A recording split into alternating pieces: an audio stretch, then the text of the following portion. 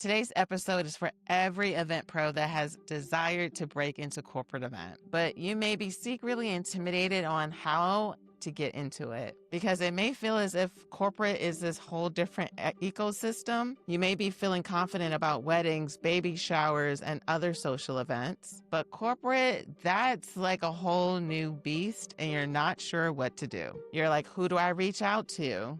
What do I even pitch? What type of events do corporate planners do? Do I need to have a client-specific portfolio to be able to attract corporate events? And because it feels all unreal and unclear, you just don't get started. So that means you're missing out on a multi-million-dollar industry and segment inside of the events sector. But today we're changing that. I will be sitting with Kaylon Beck of Beck & Call. She has a corporate event agency that is doing amazing work in the Houston area. She'll be giving you the exact breakdown as to how she transitioned from doing special events into actually supporting those in the corporate vein. You definitely want to tune into this because Kaylon has experience with her corporate event agency to helping organizations create purposeful and branded experiences. She's worked across industries, teams, and cultures, and she knows the ins and outs of how she does her services, and she wants to be able to give you some tips to have the same success. I'm confident that you're going to want to take some notes from today's conversation, so definitely take out your pen and paper or get your notepad and your cell phone ready to be able to learn something new today. And just so you know, corporate events are projected to grow over 11.2% year over year in the upcoming year. So there's a lot of opportunity for all of us to win. Let's jump into the episode.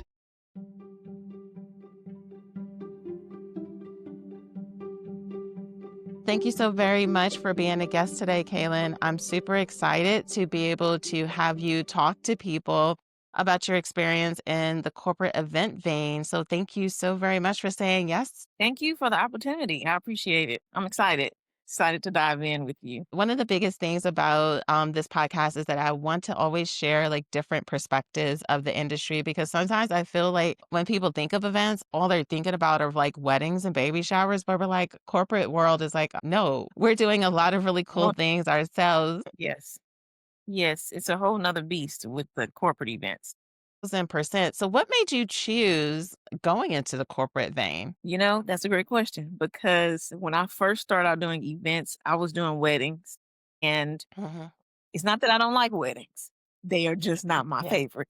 So recently, and I would say probably like about 2 years ago, when I left my corporate job in fundraising, I decided that I was going to do my business full time. And I was Okay. like, okay, if I want to switch my audience and my target client, then I need Mhm. to figure out how to attract them. Where are they looking for event planners?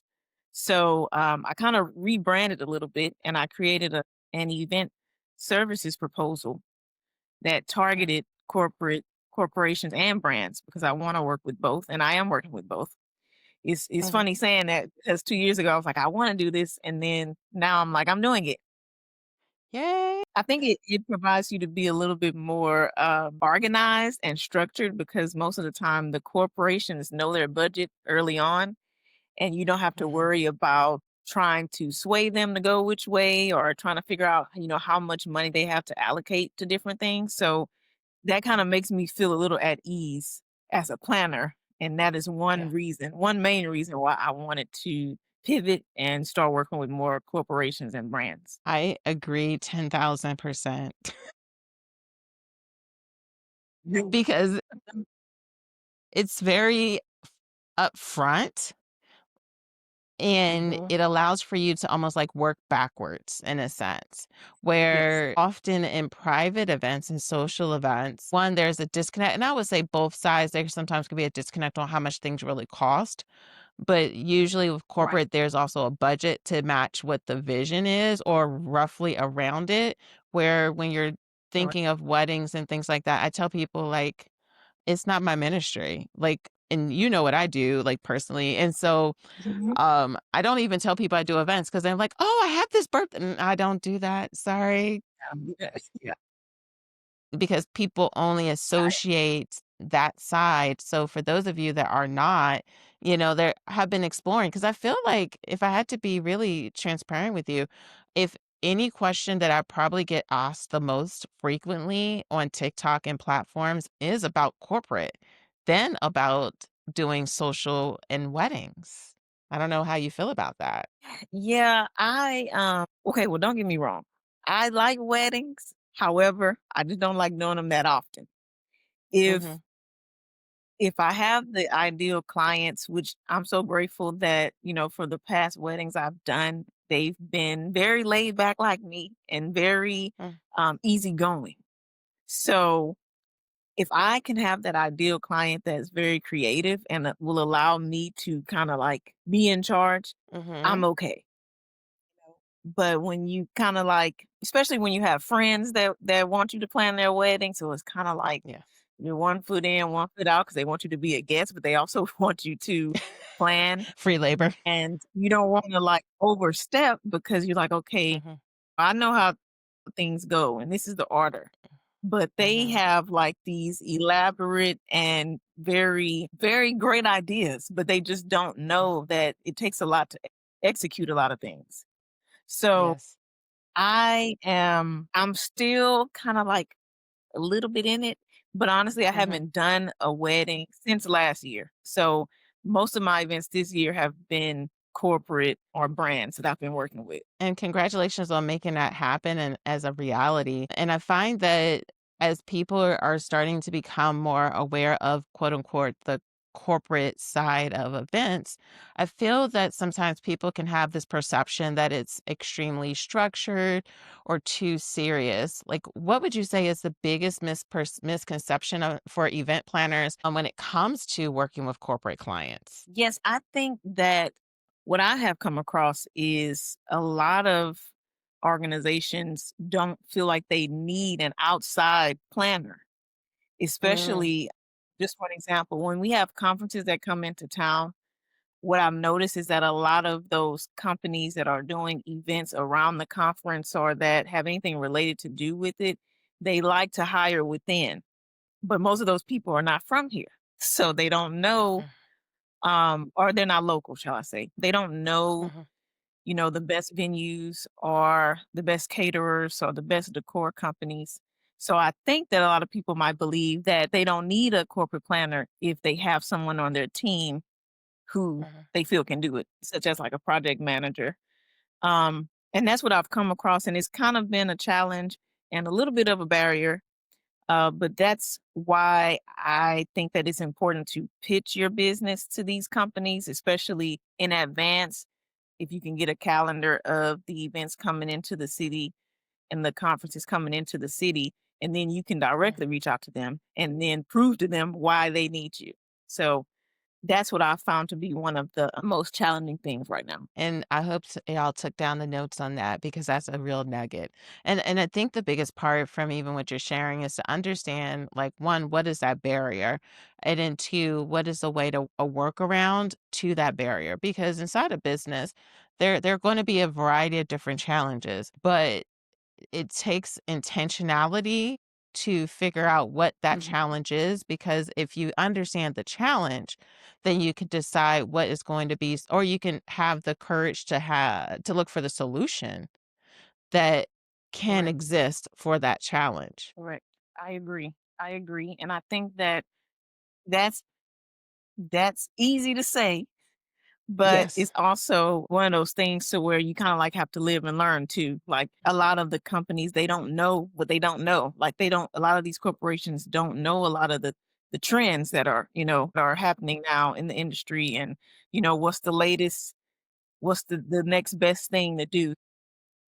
I do agree Mhm. with you on that. So for someone that's an event planner or in the event industry right now and they're listening and they are someone that's like, I would love to be able to break into the B2B space or the corporate space, what would be or where would be a good start or realistic start for them to actually start getting experience? Yeah, Imma start with the realistic. So when Yes. I was in college, I did a lot of internships and a lot of shadowing.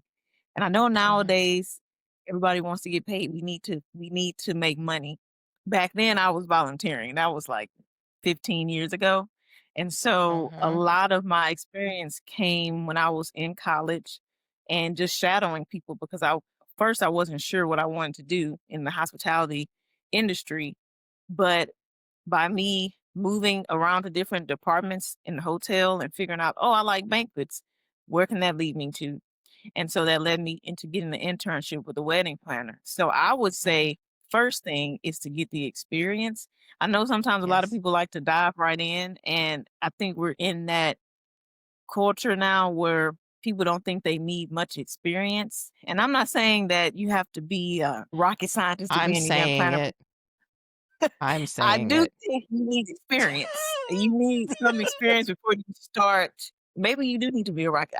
Honestly, at this point, I think I could do just about anything in terms of events and even my own social media because I run that myself. So Yeah. there's so many different things that you have to integrate as a planner. Like Yeah. it's so many things, but I think starting off, you need to get the experience. Like I don't think I Mhm. wouldn't advise doing it without having experience. I also would recommend honestly just offering your services if you're starting out small, offering your services at like a affordable or convenient rate for some of your friends so you can just get your brand out there and get maybe some experience planning an event for friends and then growing with corporate since I'm still fairly new a little bit. I think that what helped me a lot was previous um my previous jobs that I had in fundraising because they still Mhm. call on me for assistance, whether it's planning or decorating or helping them with the logistics of the event. So, Yeah. also, I would recommend calling on those old connections that you have, those previous connections that you have too. I She gave 2 realistic things that are not sexy. 'Cause I know we're in the That was day it. of 2025 where everyone's, like, trying to do things that are sexy, but the reality of Mhm. it is that, yes, you do need experience. Like, and here's the thing, if you don't get the experience, just know that there's a lot of things you're going to be learning along the way, and it doesn't always have to be a free internship, it can be a paid one, or you can Yes. get paid while you're learning. Like, I feel that Yes. there's this stigma about working for people. But if you haven't realized this yet, listeners, you're going to work for someone, either Yes. your boss Yes. or a client.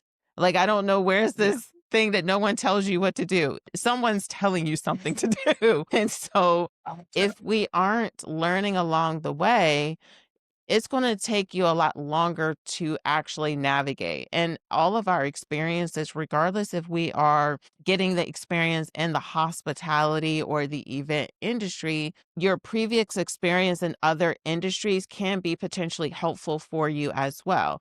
Like, when I heard you say about you working with corporate fundraising, like, people don't always understand that that is also a niche, Mhm. and the thing about it is that this day and age, their jobs are a lot harder. So if you know that Yes. there's challenges, be it that you want to do fundraising events or galas, it takes more creativity. It takes for you to be able to produce results, understand what kind of results people are looking to get.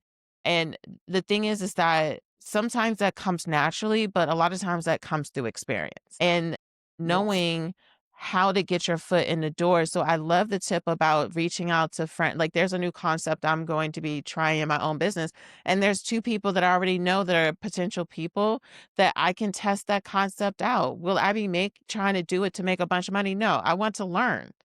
Like, I think that we Right. rob ourselves of the ability to learn through the process out of this rush, thinking that if I can rush my way through experience, and it doesn't always work out to be the next Gary V.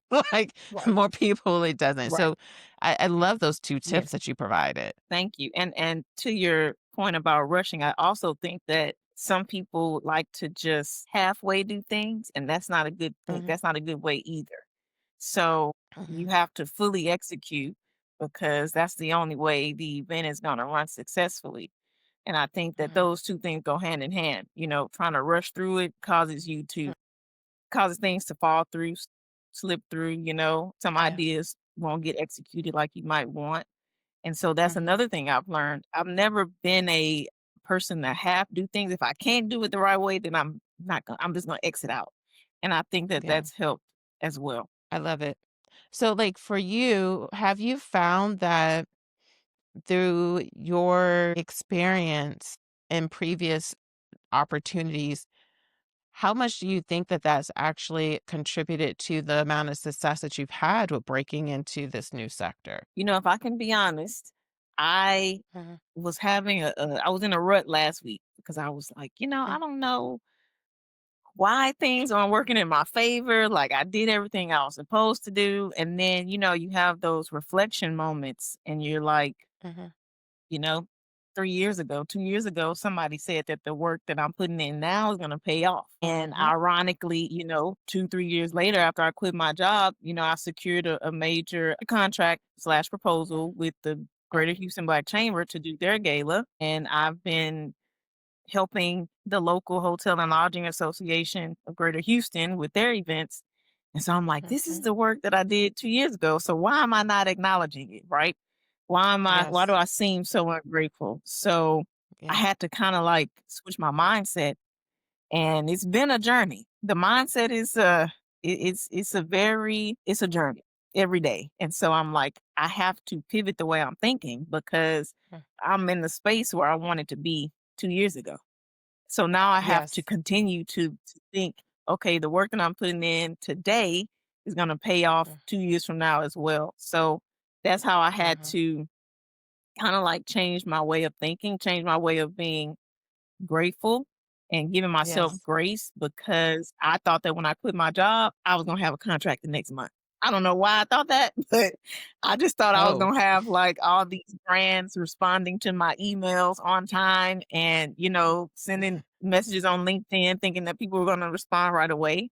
But it took Yeah. a while for me to just, you know, for people to even know what I was doing and Yes. also to execute and show people like this is why I feel like you should hire me in my company and this is what Mhm. I'm showing. Here's my portfolio. Here's my social media so you can see the work that I've done. And, you know, and I'm so glad that you shared the transparency because, like, mindset is probably like I sometimes say entrepreneurship isn't hard. Well, you're like, "What, Jesse?" Yes, it is. What is hard, the hardest part is here. Like, that is the hardest part. And when you're in Mhm. business, when you're hitting these, I don't call them challenges. I like to call them character building moments. When we hitting these character building moments, these are the moments where we're like up at a mirror and we're exposing areas that we can get better at Mhm. and Yeah. understanding. And the mindset is one of the biggest challenges because I've been doing this now for 15 years. Have I thought about quitting? Capital Hell yeah, multiple times. I, Like, I have, mhm. but the biggest part about it is that it is all about what we think is possible. I think is also being aware of the seasonalities of especially regardless if you're doing corporate or if you're doing social events, everything has a season. Like, there's certain parts of the corporate Right. vein when the pandemic happened, everything was up and popping, where for something that I do, Right. it really took us like 2.5, 3 years after the Yeah. pandemic for us to have a normal holiday party where it wasn't grab and go Right. or like virtual holiday stuff. So it's that feeling that people get and feeling how you're saying about being present to the gratitude. It is that, but it's also understanding the data. Like, I know I'm 100% Hmm. nerdy. Like, I look at numbers. I'm like, if I remove, because I know myself mentally. If I can remove my Yeah. emotions and just know what I need to do, I'll do it. If I put my emotions into the equation, I won't do it. So if I know that, Yeah. and this is something I recommend, I'm sure you're doing, and if you're not, free nuggets I'm going to give to you. Like, start tracking how long it takes for people to convert because everything Yes. has some number that you can track. Right. So if it Mm. takes reaching out to X amount of companies to potentially have a certain amount they're warm. How long does it take for that warm lead to actually turn into a yes? And if we know that Yeah. the only time they can realistically work with you is in Q4, but it's now Q1, you know that it's going to take time. So how do you still stay present in front of that person? So that way it gives you realistic information so that all you have to do is just work the plan. Like, okay, if I meet this amount of people, like, have you started to look at what you do in that way to be able to, I guess, create you a game plan in a way? Yeah, so two points to that. My previous area development director for the nonprofit I worked for told me that for fundraising, it takes seven different points to get to somebody. Mhm, So whether you have to send them a mailer, whether you have to email them, invite them to an event, send them a personal message, like it takes 7 points to get someone to actually follow through with something. So that carried over to me in event planning. So mhm, I could do better at the 7 points, I must say, but I do have a newsletter, I do have a proposal that I send out, I'm on social media, and also the second point is I use HoneyBook a lot, and I know you're a HoneyBook pro, and so I use that a lot for my data as well because it mhm, helps me to stay on track with, like, who I need to follow up with. It helps me to, have a better system of contracts and receiving funds and being able to allow not only flexibility but different options for clients as well. And so mhm, that has helped me tremendously. And it allows me to actually execute those different touch points of reminding me, hey, you need to follow up with so and so. Hey, you just got this payment. Hey, here is mhm, email template that you can send to this person. So the systems have been the most beneficial as I have pivoted within these past 3 years. I've had time to invest in getting those systems in place and mhm, how an easy workflow can help you in terms of touching base with people and yeah. onboarding new people who you might need to help and sending out emails. So that's been very helpful for me. I love that. I love a conversation about systems. Yeah, and then the thing is, like when you have that data, it makes such a world of a difference. Like right now, we're recording this at the beginning of December, and so I'm tonight going to be up preparing concepts for Q1, and then by Yes. pulling the reports, I know that I have buckets of people. I have a strategy. Like I one reach out to people that I worked with this quarter to talk to them Mm. about the ideas for Q1. And then I also run a Right. report for people that work with me in Q1 of 2025 and 2024 to try to re-engage them. But if we don't have that information accessible, I think it makes our business journey a lot harder. Yeah. And then we don't even know what to do. So I think that being in the corporate vein, it really almost prepares us to understand the importance of knowing data. We might not say it in Yes. that terminology, but you almost have to be organized, I feel like. In special Yeah. events, I see a lot of people that just are out here blowing with the wind, for lack Hmm. of better wording. That Yeah. doesn't work in corporate. It doesn't. Have you It noticed does a not. difference within corporate compared Yes. to um social? Yes. Yes. So to your point, I had to learn about like net 30 and net 60 when I Mm, was pivoting because I'm so used to working with, like individual clients that I'm like, yeah. okay, now I have to get my stuff together because if I don't have it together, then I can't, ask for a credit line increase so I can, pay for things in advance and, Yeah. get my money back on the back end. I did not Mm, even realize that beforehand. So to me, when you have that data, it allows you to be a little bit more legit because you have yeah. your numbers. And one thing that I do is a lot of my systems are integrated together. Like HoneyBook is integrated with my QuickBooks, so I can know what I'm spending what on and how much I'm pulling in. Mhm. But I have never even been like a math person. Like I passed math, but numbers and me don't really get along. So it's so helpful to have those systems and that data because even though For my other business, I use data a lot because I'm tracking like, who donated to this campaign or and this also has transferred over from being a fundraiser. I'm just Yep. keeping track of the numbers and knowing when was my high peak season, when was the off peak, who do I need to follow up with? That's been extremely helpful, but it's important to stay organized, like you said, because if you're not organized, you don't know where you're pulling this information from.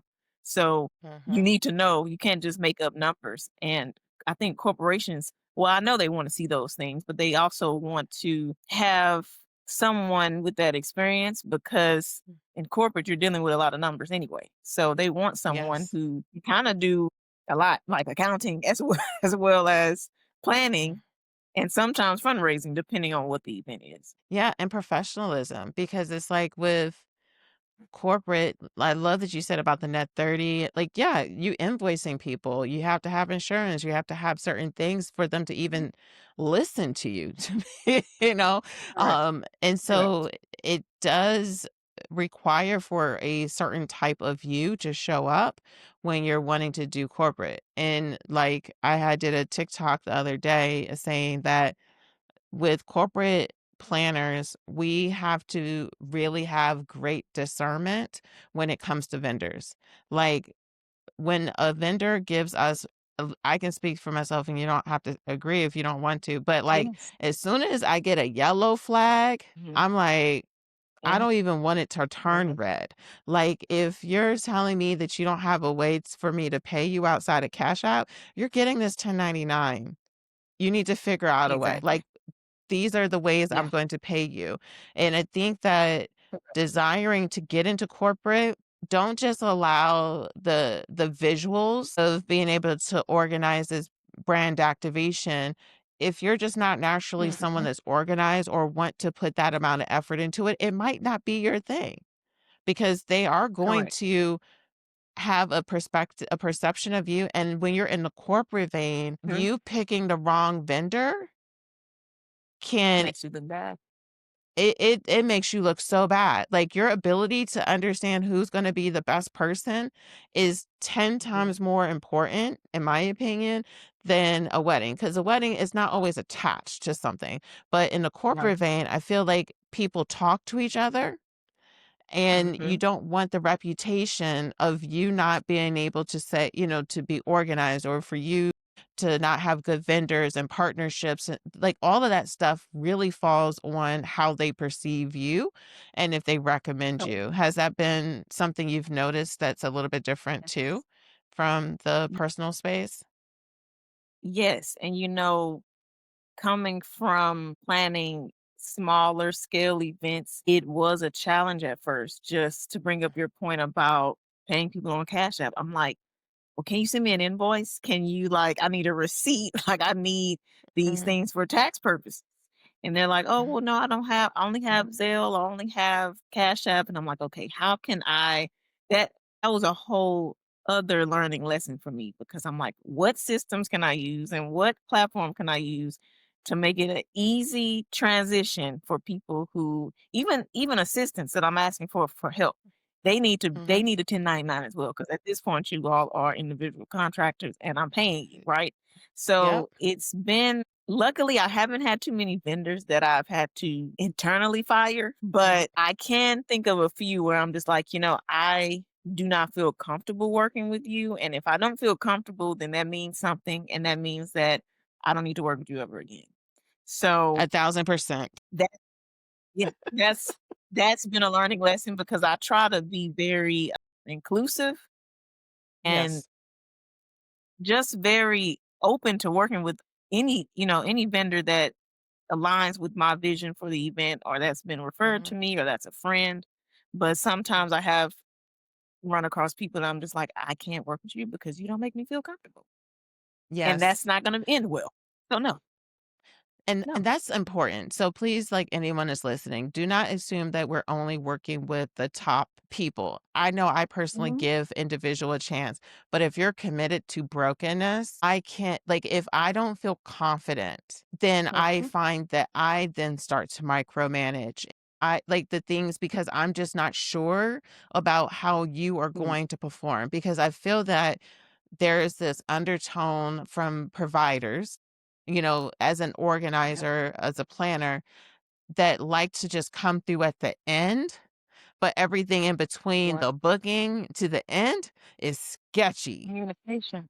I Yes. don't want you Communication. anywhere near my business like that. Like, that don't Mhm. work. Like, and Mhm. it's okay. That just means you need to find Mhm. someone that does. But most corporate planners, if I don't feel confident, where I'm like, maybe I need to call and follow up with Yeah. them one more time.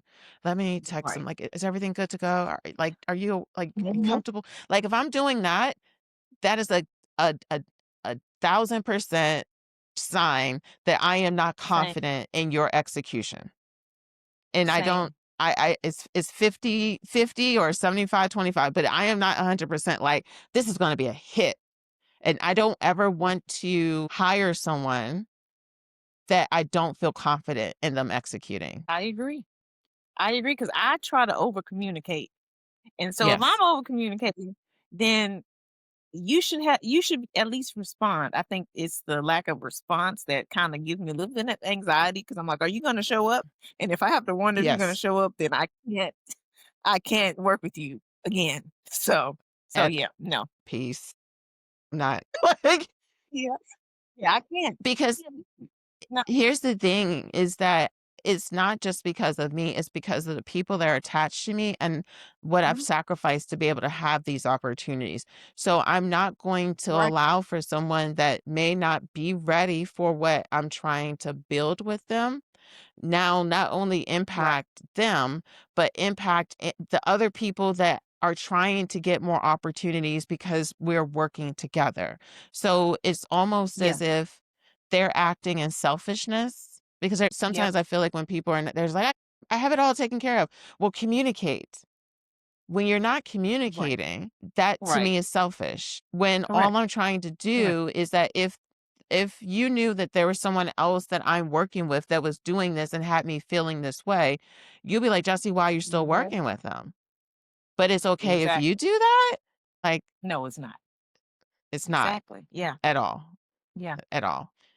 So, what Mhm. with us talking about both the difference between both social and corporate, like what are from what you've seen thus far, what are the type of corporate events do companies need the most or that you've seen more people book with you in 2025? So I've been getting booked for a lot of galas. I'm not sure why, but I Mm, guess maybe because it's gala season. Earlier this mhm, year, I've done a couple of conferences as well. And one thing I noticed is that a lot of companies and even from me helping friends that do corporate events, a lot of companies that are coming to different cities for different conferences are looking for those kind of networking, vibey type of events if it's not a gala or if it's not mhm, like a they're planning a conference. And so they're looking for, the newest restaurants in town that may have an event space that's really cool. Or they're looking mhm, for a new venue that has maybe like a really cool Instagrammable photo op. They're looking for ways to elevate their brand, and I helped a really good friend for an Afrotech event, that she did with Ford, and it mhm, was at a really nice restaurant, in downtown Houston, and the way that she elevated the space, it looked so nice, like, she was able to add the logo to the stairway, so each mhm. step, there was a piece of the logo. So I think it's different things like that, like finding venues that allows creativity, and Yes. some venues are very cookie cutter, right? Some of them, you just Mm, walking in, you're getting, a nice floor and they're providing some shibari chairs and, some 6-foot tables.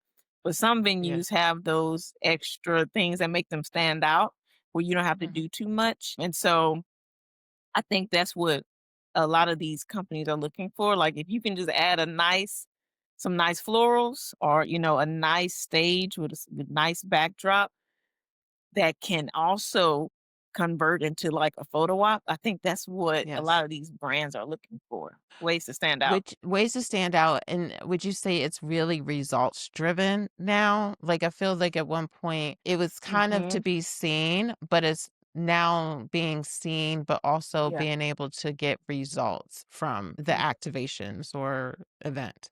Yes. I would definitely say more results driven for brands who are doing like Mhm, those, like you said, brand activations where they are seeing how many people came and how many people tried this or tasted this or just showed up and engaged. I think that a lot of brands, because of social media, have mhm, really honed in on that results driven approach because they want to be able to share, like you said earlier, the data, the numbers of mhm.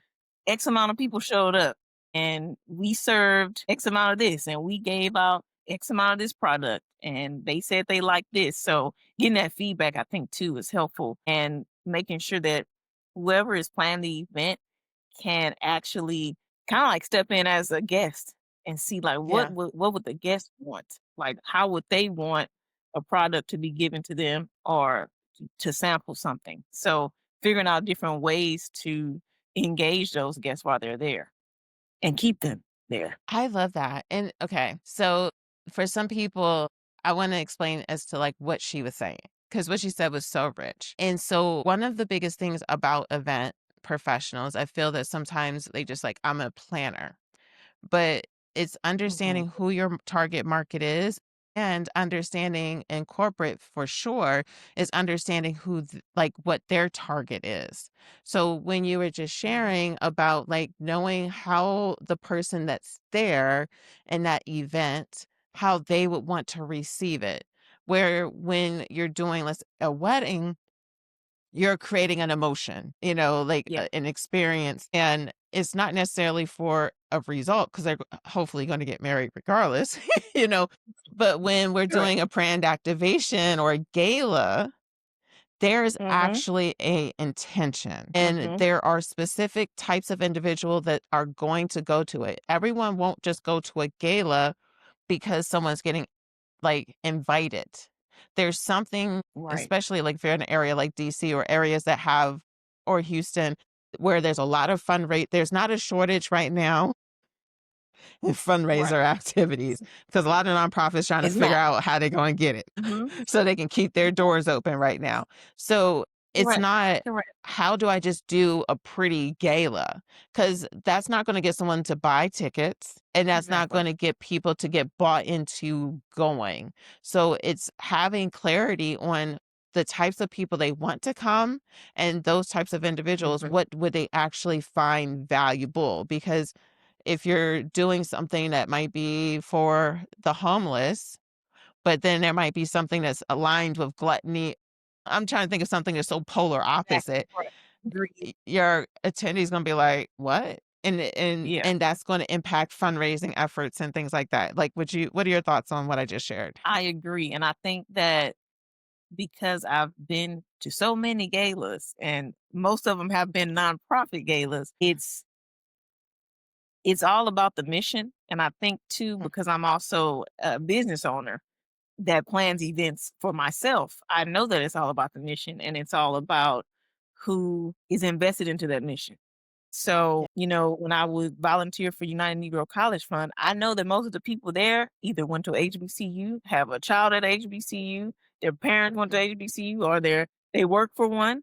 So yeah, all of them are a part of that circle, right? mhm, And now, working with Hotel and Lodging Association, the mission is supporting hotels in Houston. So the people that are there are hotel general managers, you know. yep, So I think it's finding those people that align with the mission. And it crosses over into brands too, because like you said, if Nike is having an event, I'm sure a lot of people that are athletic are going to be there, like, so it's yes, things like that that we have to like hone in on. And what do they want? They may not want an ice cream stand because they're healthy. They may or want a pie juice eating bar. contest. Right. So it's like, what does the audience want, like you mentioned, and also what is the mission behind both the brand and or the corporation? Yes, I love that. Like, as if we wrap up, I do have like one more question for you because Mhm. I want to make sure, like, here's what the purpose of this conversation was to really start to get people to start thinking a little bit about how corporate events are different. What are some ways they can get Mhm. experience, how they can break into this. But then the last question I do want to ask you is about pricing. How have you been able to navigate through understanding the pricing component of doing corporate events? And what have been some of your challenges that you've experienced through it? Yes. So I used to think that I knew how much to charge until I sat down with some people that were in the space. And when I was pivoting and I quit my job, I reached out to a few people that were doing the events that I wanted to do because I'm like, okay, I don't know if I'm charging enough. Can you look at my packages and tell me if this looks right? So I remember I reached out to a planner who is in DC, Mm, and I sent her my information, and we never worked together, but we met through a mutual connection. And she just kind of like gave me the lay of the land. She was like, "This is how much I charge. This is how much I think you should charge based off of your experience, and you need to mm, increase your price every year." And somebody was yes, like, "You need to increase your price after every event because after every event you experience something have more else." And I'm like, experience. "Okay, that's a good, Mm, that's good, but I don't know if I have time to go in and increase my packages." But the second yeah. thing I did was the most helpful. I got a business coach, and she's I still work with her. I met her Mm-hmm, through the Women's Business Enterprise. Right mm-hmm, after I got my certification, I started to work with her.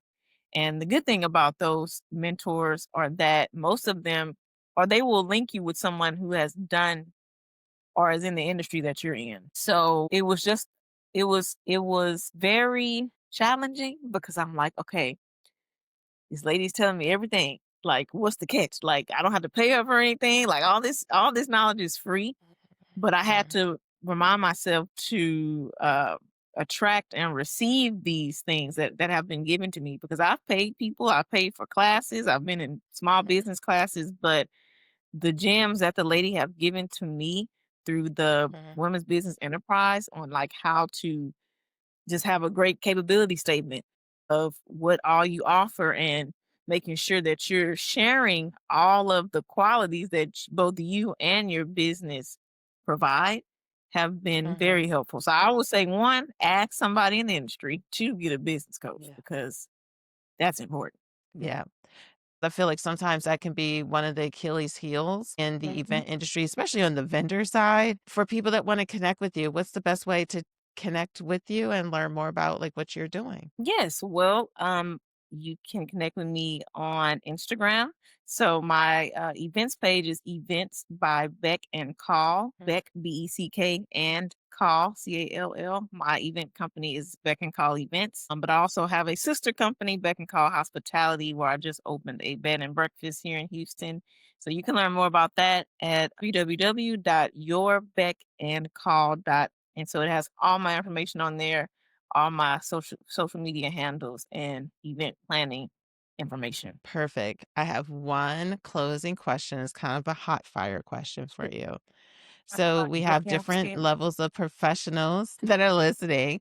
What's your final advice for anyone that's wanting to take their first step into getting into the corporate space? Ooh.